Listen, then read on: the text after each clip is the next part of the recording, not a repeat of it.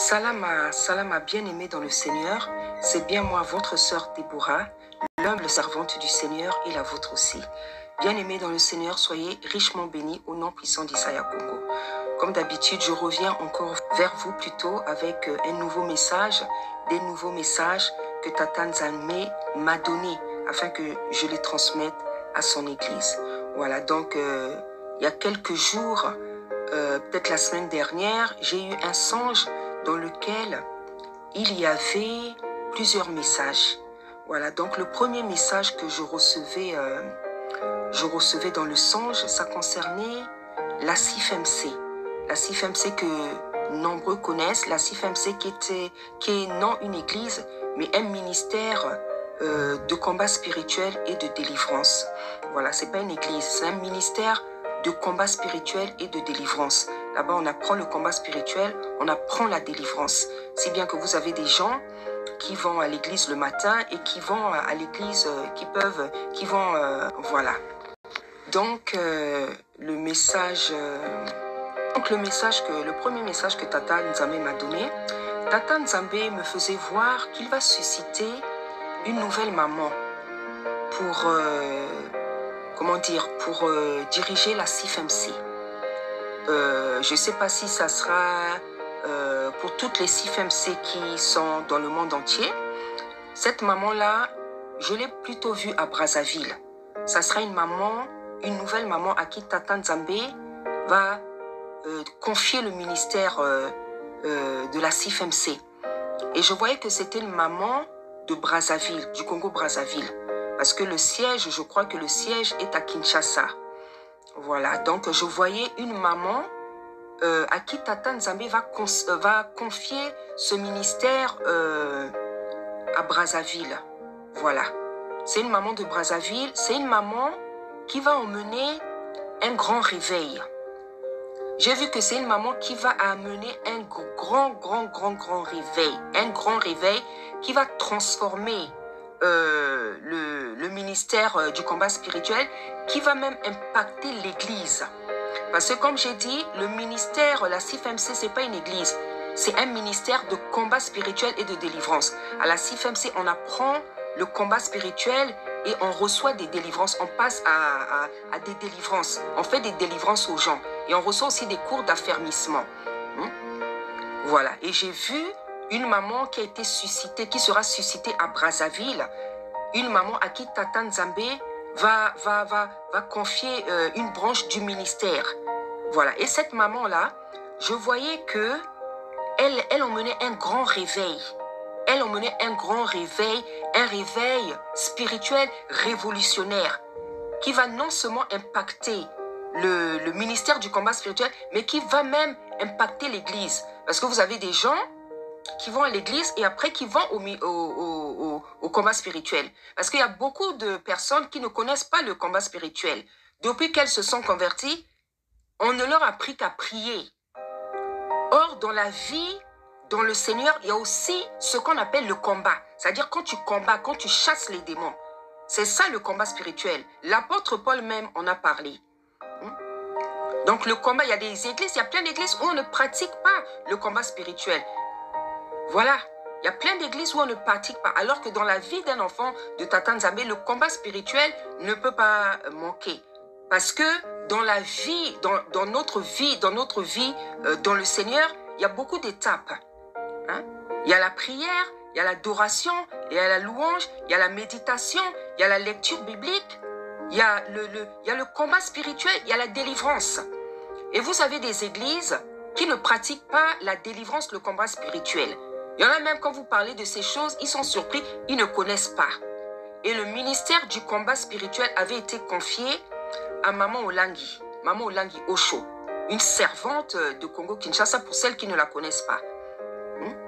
Ce ministère avait été confié à Maman Olangi. Malgré tout ce qu'on pourra dire sur elle, ce ministère-là lui avait été confié. C'est à Maman Olangi que Tata Nzambe avait donné ce ministère-là que beaucoup d'églises ont adopté aujourd'hui. Et beaucoup d'églises, beaucoup d'enfants de Tata Nzambe pratiquent maintenant le combat spirituel, la délivrance, parce que Maman Olangi avait reçu avait reçu ce ministère-là. Voilà, donc je voyais que Tata Nzambe va susciter une maman à Brazzaville. Mais une maman qui va faire un travail encore plus grand que maman Olangi. C'est-à-dire que ça sera un travail révolutionnaire, un grand travail. Cette maman-là va provoquer un réveil spécial, un réveil intense, un réveil grandiose. C'est ça que j'ai vu. Et le Seigneur me montrait aussi, quand la CIFMC avait commencé, comment les gens priaient. Comment les gens priaient, comment les gens cherchaient la face de Tata Nzambe.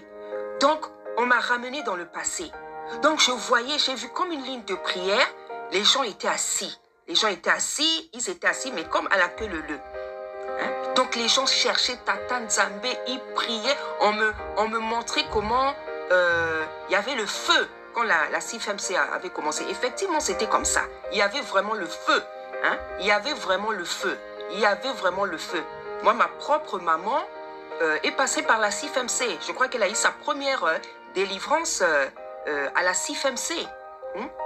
Donc, on me montrait comment les gens priaient, comment les gens cherchaient la face du Seigneur. On me montrait vraiment comment les gens priaient. Hein? Je ne dis pas qu'aujourd'hui, les gens ne prient plus. Mais Tata Nzambe me montrait qu'il y avait plus de feu avant, quand les gens priaient, quand ils cherchaient la face de Tata Nzambe. Et c'est là aussi que je veux en arriver. Là, je rentre maintenant dans le deuxième message que Tata Nzambe m'a donné. Vous savez, comme je vous ai dit, dans la vie, dans le Seigneur, il y a plusieurs étapes.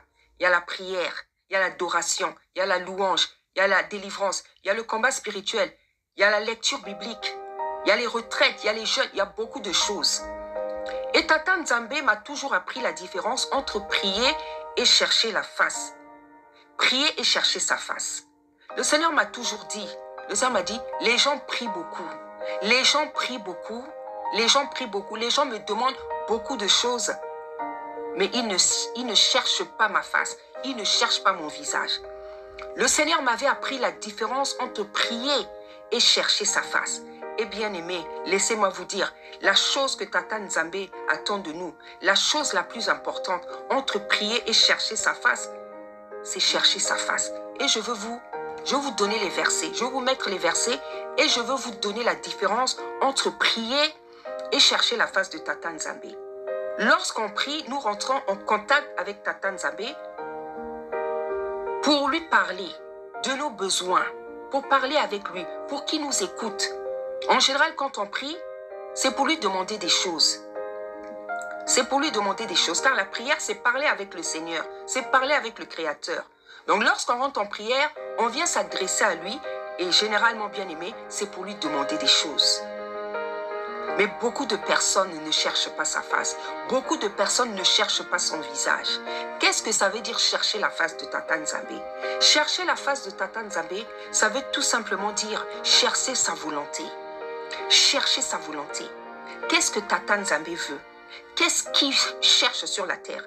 Qu'est-ce qu'il attend de la part de ses enfants? Comment il veut que nous prions? Qu'est-ce que nous devons chercher? Qu'est-ce que nous devons lui demander? À quoi nous devons nous intéresser? Qu'est-ce que Tata Nzambe cherche dans ta vie? Qu'est-ce qu'il cherche dans la vie de tes enfants?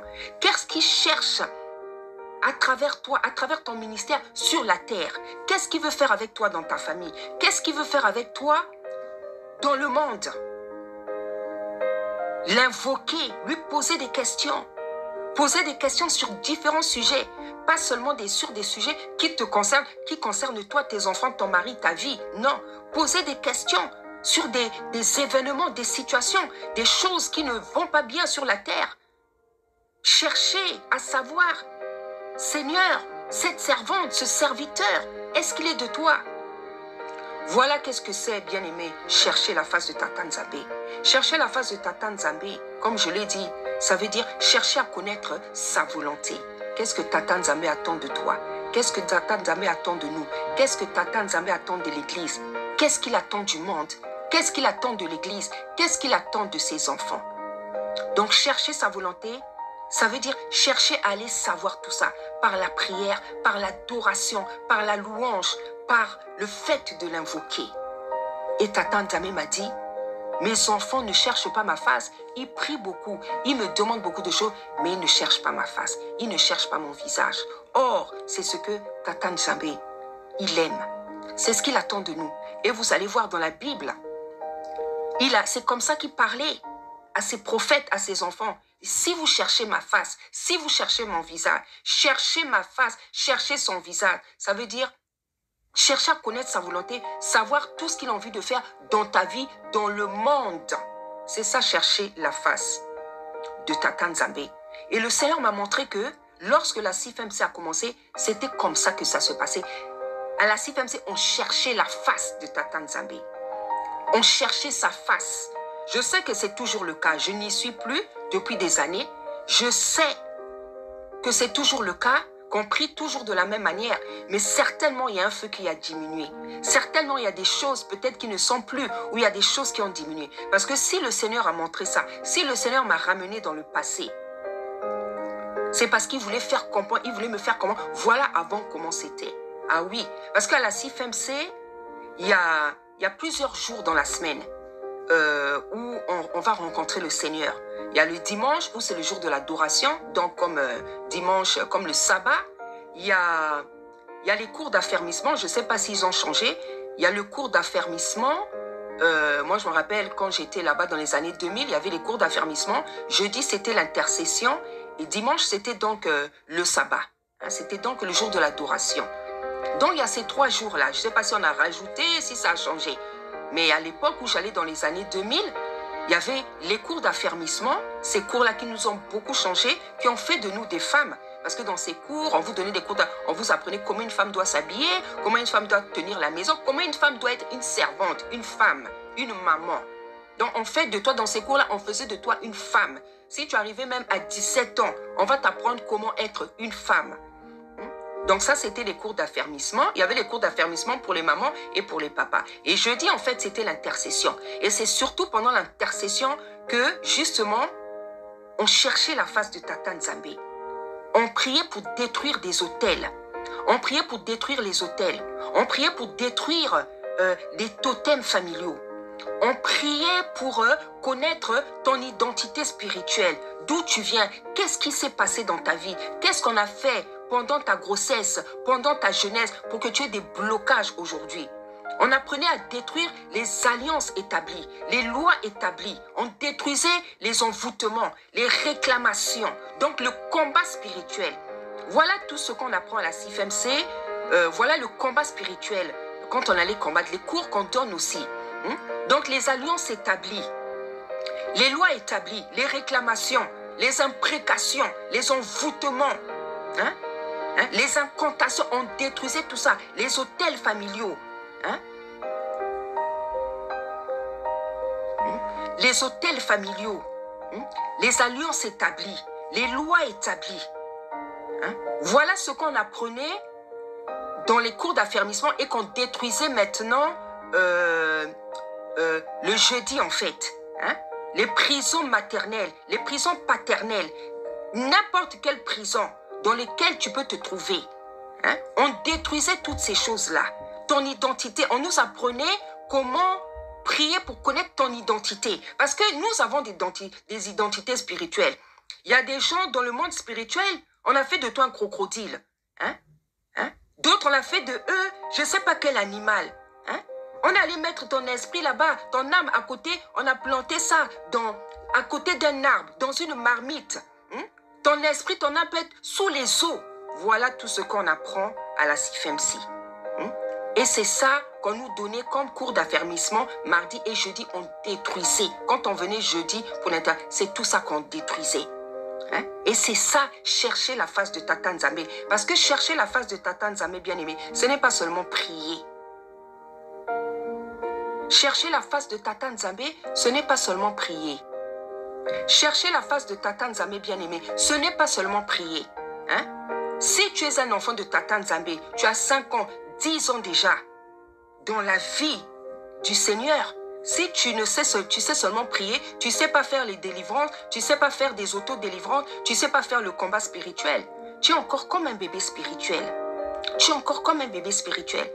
Parce que 5 ans, 10 ans, c'est déjà suffisant, c'est déjà beaucoup pour apprendre la délivrance et le combat spirituel et même faire des auto-délivrances. Parce qu'il y a aussi ce qu'on appelle des auto-délivrances. Donc toi-même, avec la connaissance que tu as, avec la connaissance que Tata Nzambe t'a donnée, tu es capable maintenant de faire des auto-délivrances. Tu es capable de délivrer tes enfants. Tu es capable de faire des délivrances aux gens. À toi-même, tu fais des auto-délivrances. C'est tout ça, chercher la face de Tata Nzambe. Parce que la vie dans le Seigneur, c'est pas seulement prier. La vie dans le Seigneur, imagine, tu t'es converti à 18 ans. Tu vas mourir peut-être à 80 ans. Donc pendant tout ce temps, toi tu vas seulement prier. Ta vie dans le Seigneur, ça sera seulement prier, prier, prier, demander des choses au Seigneur. Dans la prière, il y a plusieurs choses. Dans la prière, il y a adoration. Dans la prière, il y a intercession. Dans la prière, il y a le combat spirituel. Dans la prière, il y a l'invocation, à poser des questions à Tata Nzambe. Parce qu'une vie dans le Seigneur, ça ne peut pas être fait seulement du fait de demander des choses à Tata Nzambe. Tata Nzambe n'est pas un distributeur. Il a dit, invoquez-moi, invoque-moi, je te répondrai, je te montrerai des choses cachées que tu ne connais pas. Donc il y a tellement de choses que nous avons besoin de savoir. Il y a des choses dans nos vies que nous subissons, nous ne connaissons pas les origines, la cause des souffrances, des blocages, des malheurs, des malédictions, des choses que nous ne connaissons pas, parce que nous ne connaissons pas notre passé. Nous ne connaissons pas les lois établies dans les familles, les alliances établies, les pactes que nos aïeux, nos ancêtres ont signés avec le diable. Moi, il y a un taximan, une fois je suis rentrée dans un taxi, il m'a dit des choses que ma mère m'avait dit. Il m'a appris que j'ai un parent, un aïeux, un ancêtre, qui a signé un pacte avec le diable. Donc vous vous en rendez compte, les conséquences. Parce que Tata Nzambe dit qu'il punit l'iniquité jusqu'à la 4e génération. Nous subissons des choses bien aimées dans nos vies. Parce que les aïeux, les ancêtres, nos parents, nos grands-parents, ils ont péché. Ils ont fait des choses que nous, on ne peut même pas imaginer. Ils ont fait des choses que nous, on ne connaît même pas. C'est pour ça que Tata Nzambe, il a dit dans sa parole, vos pères m'ont irrité. Vos pères, il le répète tout le temps, vos pères m'ont irrité. Aujourd'hui, si on souffre, c'est parce que nos pères, c'est-à-dire nos aïeux, nos ancêtres, ils ont irrité Tata Nzambe. Ils ont fait des choses terribles. La sorcellerie, les sacrifices humains, les sacrifices des enfants, bien aimés, ça a commencé depuis longtemps.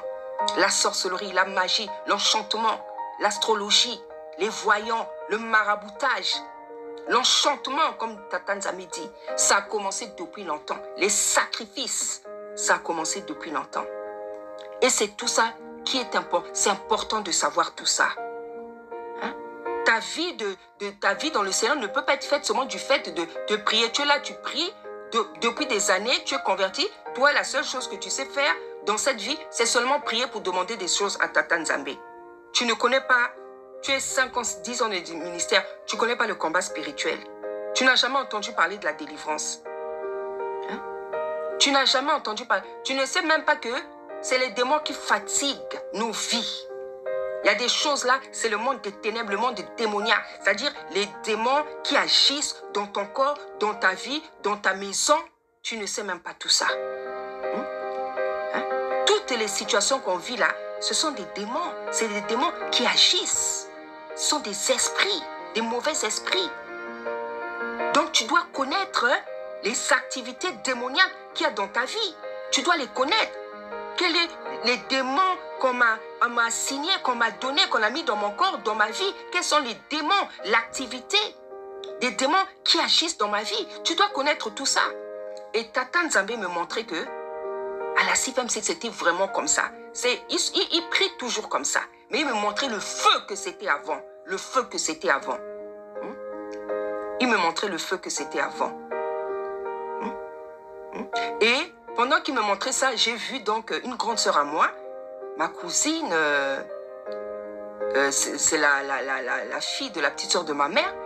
Donc, elle n'a pas prié là-bas. Elle allait juste une seule fois.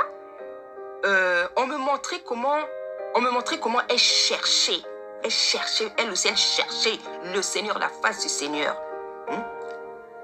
Et j'ai parlé avec elle aussi.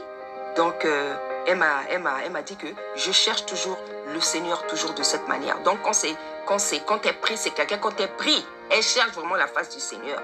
Elle ne se contente pas de prier. Elle cherche vraiment la face du Seigneur. Je la vois, elle tape. Vous savez, quand quelqu'un prie là, il tape le sol avec le pan, il tape la table. Elle était assise, c'est comme ça qu'elle priait. Donc le Seigneur me disait, voilà, c'est comme ça qu'on cherche. On doit chercher ma face. Vous ne devez pas seulement prier, vous devez aussi chercher ma face, mon visage. Comme il est dit dans la Bible, comme il parlait à ses prophètes, à ses enfants, afin que nous connaissions sa volonté. Deuxième message, le deuxième message que je recevais dans ce songe-là, Tata Nzambe me disait que il y a certains de ses enfants, donc les serviteurs, surtout les serviteurs et les servantes, il y a des niveaux que nous avons atteints, ceux qui ont des ministères. Il y a des niveaux que nous avons atteints, le Seigneur me disait, où on ne peut plus manquer de certaines choses. Le Seigneur me disait qu'il y a des niveaux que les servants et les serviteurs ont atteints, où nous ne pouvons plus manquer de certaines choses.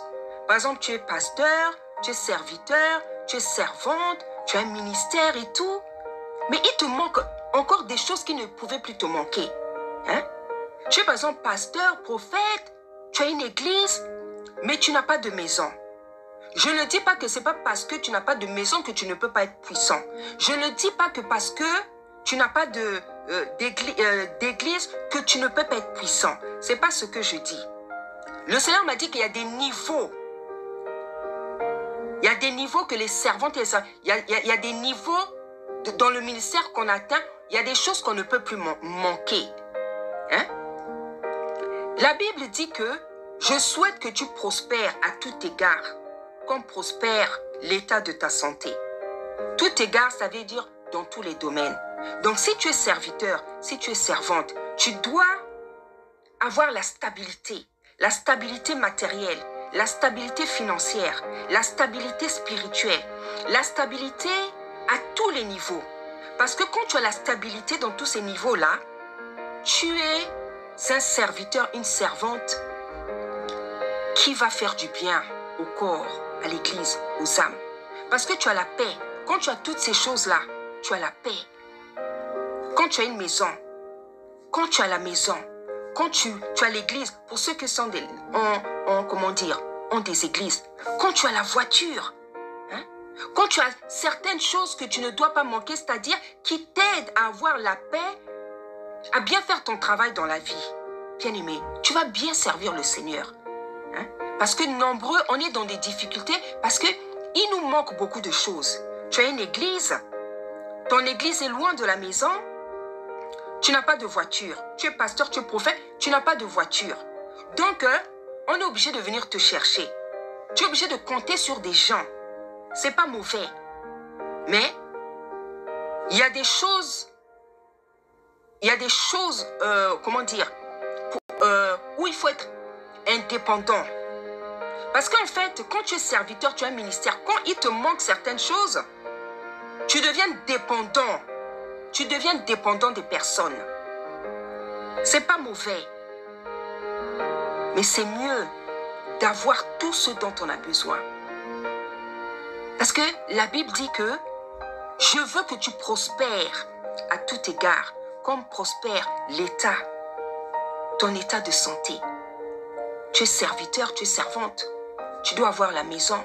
Tu dois avoir une maison. Pour ceux qui ont des églises, tu dois avoir la voiture. Tu dois avoir tout ce qui te permet de bien servir Tata Nzambe. Tu dois avoir la santé, surtout la santé. Parce que quand tu n'as pas la santé, tu vas faire quoi? Le plus important, c'est la santé. Le plus important, c'est la santé. Tu dois avoir la paix. Tu dois avoir la paix. Tu dois avoir la paix.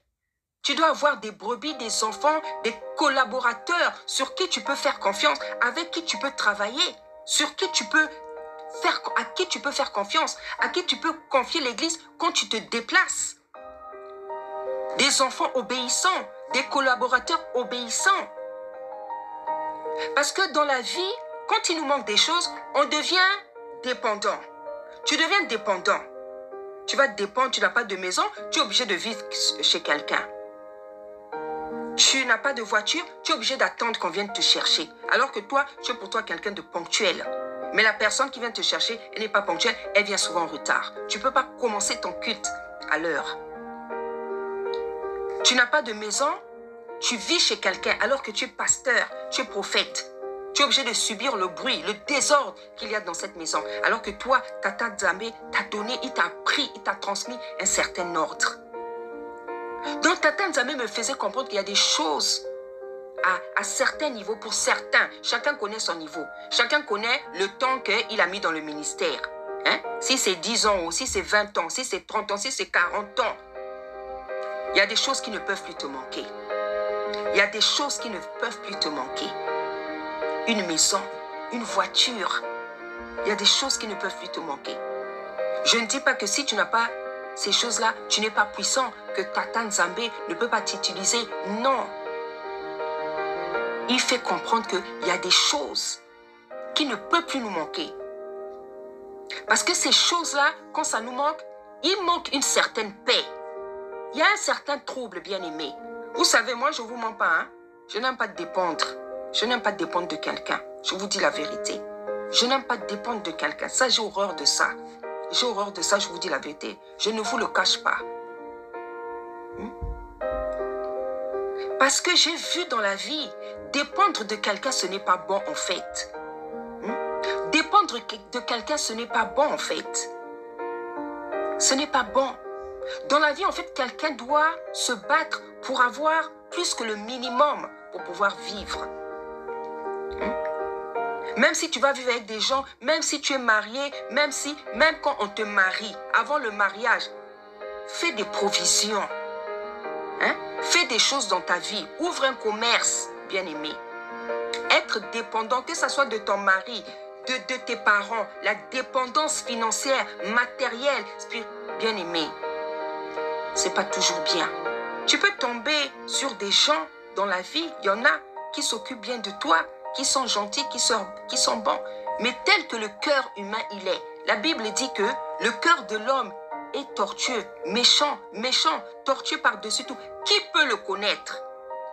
Vous pouvez commencer bien avec une personne, ça va toujours se gaspiller. Parce qu'on est des hommes, on a la nature pécheresse. Ça va toujours se gâcher. Donc dans la vie, il y a des choses dont il ne faut pas manquer. Surtout l'argent. Même si tu n'as pas de maison, et au moins l'argent. Même si tu n'as pas de voiture, et au moins ton argent, et au moins ton travail, bien aimé. Donc Tata Nzambe me faisait comprendre qu'il y a des choses qu'on ne peut plus manquer. Il y a des gens, ils ont l'onction, une onction terrible. Il n'a pas de voiture, il n'a pas de maison. Mais heureusement, on sait que tu as une onction. Donc on te respecte. Donc l'onction là te sauve. Il y a des gens, c'est la santé. Tu n'as pas la santé, mais tu es serviteur, tu es servant. Ta santé là, c'est un peu compliqué. Mais ton onction là te sauve.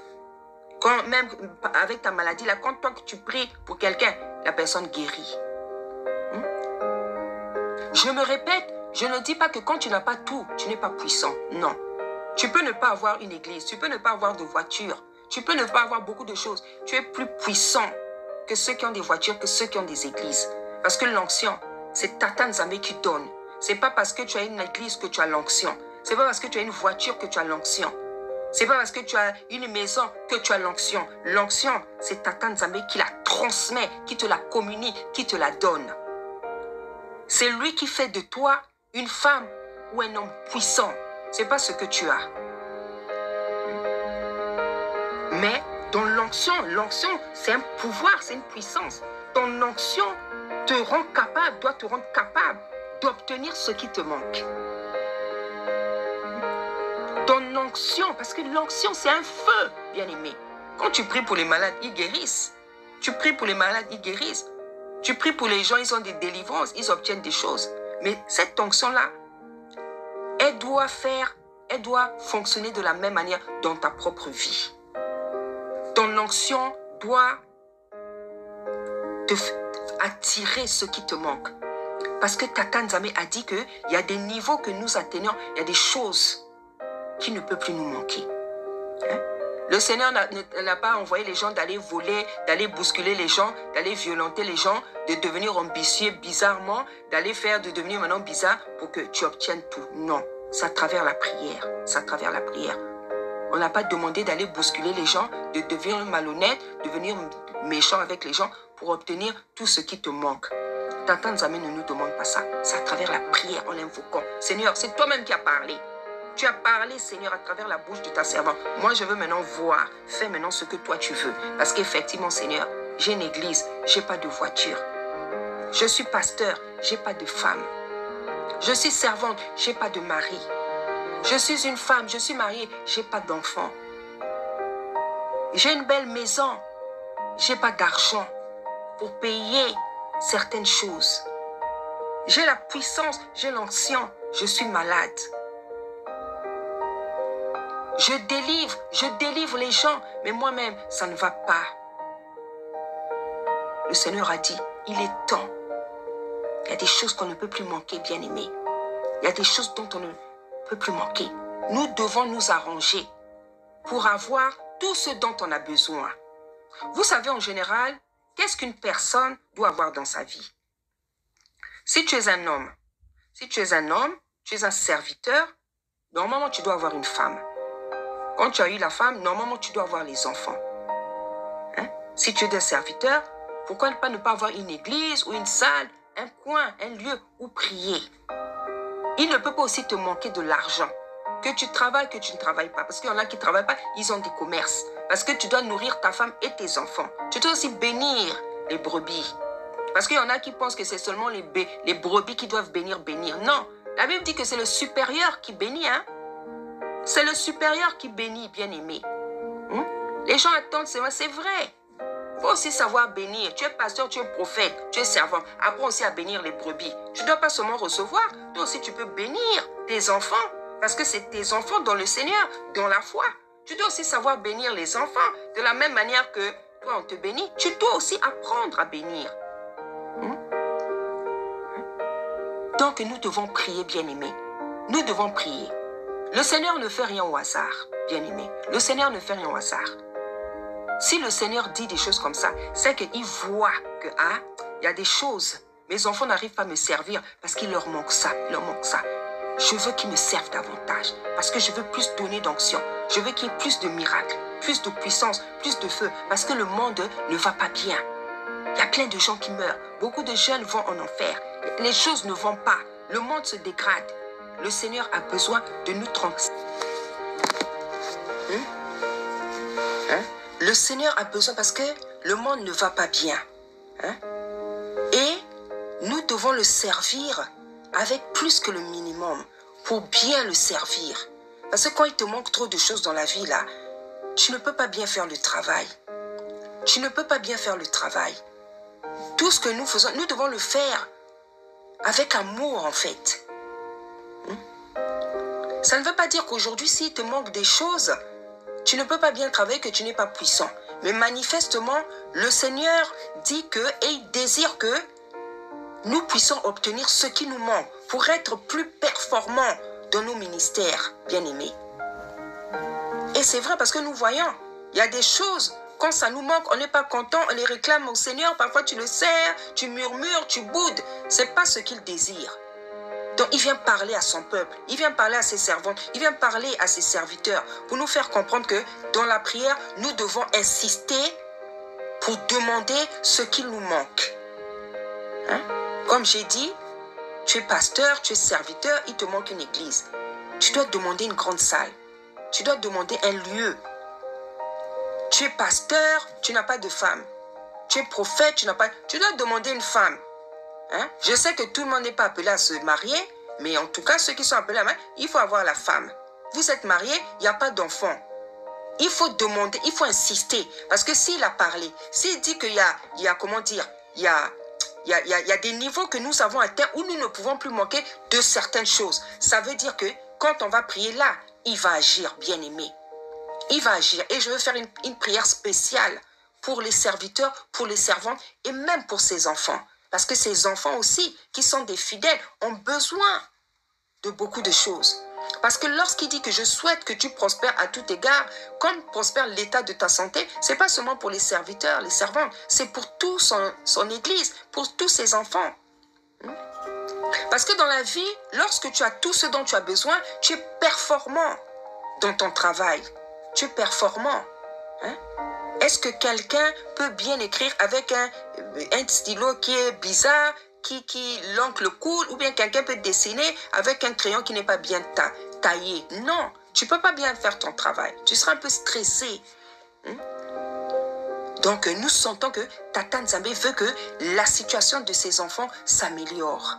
Donc, nous allons profiter pour faire une prière, pour faire des prières. Que Tata Nzambe soit béni. Il est juste, il est fidèle. Tata Nzambe peut prendre le temps d'éprouver ses enfants. Il peut prendre le temps d'éprouver les enfants. De faire en sorte que pendant des années, il te manque beaucoup de choses. Mais c'est lui qui pourvoit à nos besoins. Il y a un moment, il sait que non, le niveau qu'elle a atteint, le niveau qu'il a atteint là, il lui faut ça, il lui faut ça. Donc lui-même, il vient parler, lui-même, il vient dire, afin que nous prions pour dire, Seigneur, comme c'est toi-même qui as parlé, maintenant donne-moi ce qu'il me manque. Je rends gloire à Tata Nzambe. Parce que nombreux de nous, nous pleurons, nous murmurons, parce qu'il nous manque certaines choses. Il nous manque certaines choses. On prie pour les gens, mais parfois il te manque des choses. Donc les gens ne comprennent pas que, oh, mais l'onction là vraiment ne peut pas lui donner ça. Tu peux prier pour quelqu'un, ça marche, mais chez toi là c'est compliqué. Il y a un décalage. Il y a un décalage.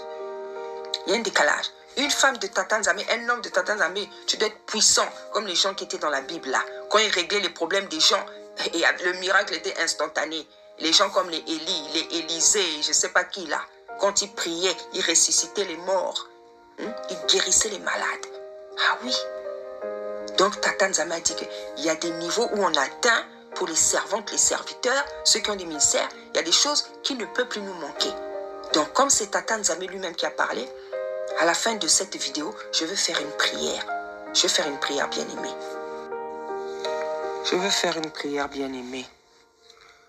Ton amour, ta puissance, ta présence dans ma vie. Ton amour, ta puissance, ta présence dans ma vie. Ton amour, ta puissance, ta présence dans ma vie. Père, ton amour, Père, ta puissance, ta présence dans ma vie. Et je veux t'adorer de tout mon cœur. Et je veux t'adorer de toute mon âme. Et je veux t'adorer de toute ma force. Merci Seigneur Papa. Seigneur Papa, je viens remettre ton église entre tes mains. Tes serviteurs, tes servants, tes enfants entre tes mains Papa. Seigneur, tu nous as dit qu'il y a des niveaux Seigneur où il y a des choses dont nous ne pouvons plus manquer, Seigneur. Il y en a qui manquent de maison, il y en a qui manquent de voiture, il y en a qui manquent de femmes, il y en a qui manquent de mari, il y en a qui manquent d'enfants, Seigneur. Il y en a qui manquent d'argent, il y en a qui manquent la santé, Papa. Mais Seigneur, Papa, nous sommes tes enfants, nous sommes tes serviteurs. C'est toi, Seigneur, qui nous as appelés, Papa. C'est toi qui nous as appelés, Papa. C'est toi qui nous as appelés à ton service, Papa. Tu as dit toi-même dans ta parole que tu veux que nous prospérions à tout égard, comme prospère l'état de notre âme, de notre santé, Papa. Seigneur, c'est toi qui as parlé. Je sais que tu ne parles pas en vain. Lorsque tu parles, c'est que tu veux améliorer, restaurer la vie de ton église, de tes enfants. C'est pour ça, Tata Nzambe, à chacun de nous, viens donner à chacun de nous ce qui lui manque. Ceux à qui manquent les enfants, viens donner. Ceux à qui manquent les femmes, viens donner. Ceux à qui manquent le ministère, viens donner. Ceux à qui manquent les maris, viens donner. Ceux à qui manquent la paix, viens donner. Ceux à qui manquent les voitures, tout ce dont nous avons besoin, ceux à qui, chacun de nous, ceux qui nous manquent, Seigneur, viens nous donner, Papa, viens nous donner ce qui nous manque, Papa, afin que nous soyons performants, nous te servions, Seigneur, avec joie, Papa. Pas que si nous manquons, nous ne pouvons pas te servir avec joie, mais afin que nous soyons encore plus heureux, Seigneur, et que nous te servions, Seigneur, avec performance, Seigneur. Tu as l'habitude d'écouter mes paroles. Tu as l'habitude d'écouter mes prières. Tu ne les as jamais laissées par terre, Seigneur. Aujourd'hui encore, j'ai vu ta puissance, Papa. J'ai vu ta puissance, Papa.